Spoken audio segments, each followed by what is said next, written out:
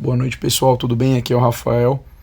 Estamos começando um projeto novo, um tipo de conteúdo novo aqui no canal para poder ajudar a gente a entender aqui com quadro tático o que a gente consegue ver lá no campo, né? Com o jogo mesmo, no futebol em si. E o primeiro assunto que a gente quer discutir no canal é o jogo de posição, que é o modelo que hoje em dia o mundo inteiro quer aplicar, mas só tem poucos times no mundo que conseguem aplicar bem. E o especial, né, o que melhor utiliza isso é o Barcelona. O Manchester City também com o Guardiola, que a gente já vai falar dele, né? No primeiro momento é lembrar que existe um fio histórico que vem desde a Escócia até o Barcelona do Guardiola e depois o Bayern de Munique dele e o Manchester City dele também, tá? Um dos primeiros conceitos de jogo de posição que pode confundir bastante é que a gente pensa que por posição o cara tem que ficar parado, né? Porque sempre falam que a bola vai ao jogador e não o jogador à bola, né? O jogador não sai da posição dele para ir em cima da bola. Isso é bom porque cria ordem, né? O jogador sabe que ele tem um determinado setor no campo e ele tem que ficar lá para poder atuar da melhor forma possível, sem cansar dentro do espaço que ele está delimitado. Então, para a gente começar, o principal modelo tático, né, que o Barcelona gosta de usar é o 1-4-3-3, mas também tem outras variações, especialmente o 1-3-4-3. Para a gente poder começar, eu vou facilitar bem o processo, tá? Já já eu explico por que ele é tão importante. Temos os dois laterais que formam a primeira linha de defesa, ou seja, o 1-4. Aí no meio de campo temos o volante e dois meias, temos os dois pontas, né? E o atacante, formando os três e os três lá da frente. Eu escolhi o 4-4-2 para poder começar porque é um modelo mais fácil para poder desenvolver e também porque lá atrás, quando o Cruyff usava esse modelo aqui, ó, eu já vou colocar na tela, que é o 1, 3,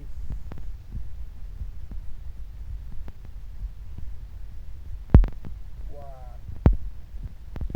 3. Ele sempre dizia que se você está defendendo contra dois atacantes, jogar com a linha de quatro zagueiros acaba não sendo tão interessante. Por isso que ele sempre pedia para que um dos zagueiros, né, se juntasse ao meio de campo e os laterais fechassem na direção do meio, para poder oferecer suporte ao zagueiro que ficava. E aí, com esse 1-4-3 aqui, ó, você consegue toda hora superioridade no meio de campo. Beleza? Então já vamos colocar aqui um processo maior aqui para a gente poder entender, né, os jogadores de azul. Tudo bem? Então aqui o 8, os dois zagueiros, tudo certinho para poder facilitar. Então o que vai acontecer? Primeira coisa que a gente tem que lembrar é o seguinte: um dos grandes pontos do 3-4-3, do 4-3-3, não importa, que o Barcelona sempre usa, é esse cara aqui, que eu falei anteriormente, que é o goleiro líbero. Por quê? Porque na primeira situação de saída de bola do jogo, é muito importante que o goleiro consiga sair jogando com os pés. A regra do futebol foi até mudada nos últimos anos justamente por isso. Porque pensa, se o goleiro não sabe jogar com os pés e solta a bola aqui no pé do zagueiro, o que vai acontecer automaticamente? Ó? O cara do lado oposto ao da bola fecha o meio, o atacante fecha aqui, e o ala aqui, ó, ele já fecha essa primeira linha de passe. Fica muito difícil de você poder sair jogando assim, porque você pressionou, né, a situação de 3, né, 1, 2, 3, contra apenas 1, 2, tá?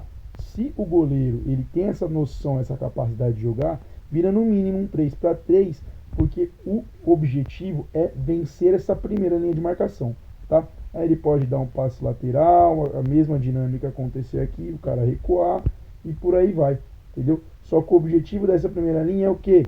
Encontrar esse cara aqui, ó, tá? Então, não que os laterais e os zagueiros não tenham a sua importância, mas aí a gente tem que lembrar sempre do cara que é um dos principais do time, que é o volante, tá? Esse cara aqui que tá com o número 6. No Barça ele tem o costume de usar o número 4, que vem desde o Guardiola mesmo, Guardiola, Fábrica e tantos outros que vestiram essa camisa com maestria. Por que é importante esse cara atacar a bola? Ele é o armador do time, ele é o principal cara para ditar o ritmo, para acelerar quando necessário, para esconder a bola, e por esconder a bola eu falo, não deixar o adversário pegar essa bola e aí ir controlando todo o ritmo do jogo. Tá? Aí podem perceber uma coisa, ó, por exemplo, se os alas estão aqui em cima pressionando nessa pressão num 4 contra 4, automaticamente, ó, se vocês notarem, os meias estão aqui. Esse cara vai estar livre, sempre. Ele sempre vai ter essa noção. Se ele fizer o trabalho dele bem feito, ele vai estar livre. E aí, ó, vocês podem perceber que como tem 4 defendendo 3, como o Cruyff dizia mesmo, um desses caras não vai dar esse suporte. Ele sempre vai estar sozinho. Porque, não, beleza, esse cara vai subir para pressionar. Vai estar esse cara sozinho. E é esse um dos principais fundamentos do futebol do Barcelona, que é a busca do homem livre. Sempre vão tentar isso. Através de uma dinâmica de terceiro homem, através de terceiro homem frontal, mas sempre o objetivo é encontrar o homem livre. E aí, ó, vocês podem pegar aqui, a gente não pode usar o vídeo aqui, porque dá problema no YouTube, né? Um exemplo que eu gosto muito de usar é a final da Liga dos Campeões de 2011, que o Ferguson joga nesse 4-4-2 contra o Barcelona, só que ele não consegue tomar controle do meio de campo, por mais que ele pressione bastante, que ele acerte a primeira linha da pressão. Na segunda, o Busquets, que é o cara que é o exemplo dessa função, ele sempre está sozinho e aí casa no próximo cara que eu vou trazer para discussão, que é o quê? Que é esse 9 aqui, né? Que no jogo do Barcelona a gente lembra muito do famoso, né, falso 9. Por que ele se chama falso 9? A gente é criado, a gente cresce entendendo que o papel do camisa 9 é jogar entre os zagueiros e levar ele o mais longe possível, mais ou menos no papel do pivô do futsal. Só que no Barcelona ele tem que fazer isso também, mas ele também tem que trabalhar de outra forma, ele tem que recuar para o meio de campo para criar superioridade numérica. E aí, por exemplo, por mais que você recue aqui, ó, um dos meias, porque está na pressão, porque geralmente se um sobe o outro vai fechar o meio, né, para a gente poder fazer isso daqui. Por mais que você faça isso, com esse camisa 9 aqui é praticamente impossível de marcar, porque você vai ter 1, vai ter 2, vai ter 3 e vai ter 4 jogadores no meio de campo. Isso é muito difícil de marcar.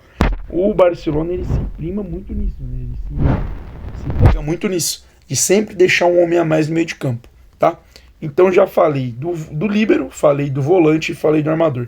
Só que tem outro detalhe também que é muito importante, porque a gente lembra do futebol em dois conceitos muito importantes: a amplitude, né, e a profundidade. Amplitude é você alargar o campo o máximo possível, trabalhar essa largura.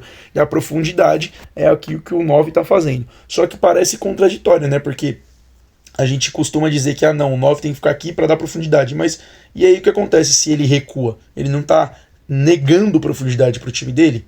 Até certo ponto, sim. Por isso que os pontas eles têm que jogar o mais altos no campo o possível. Por quê? Porque a profundidade vai ser provida por eles, né? Eles vão dar essa profundidade.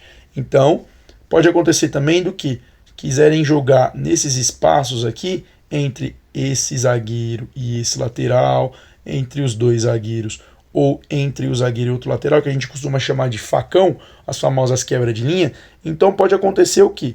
Pode acontecer do ponta ele vir para o meio também. É normal, é possível sim. Se a gente for pegar o exemplo do Liverpool, do Jürgen Klopp, acontecia bastante isso. Acontecia esse 4-3-3 e o Firmino, que podia ter feito esse papel na seleção brasileira, descia muito para criar essa superioridade, para ele oferecer espaço pela direita para o Mohamed Salah e pela esquerda para o Sadio Mané, tá?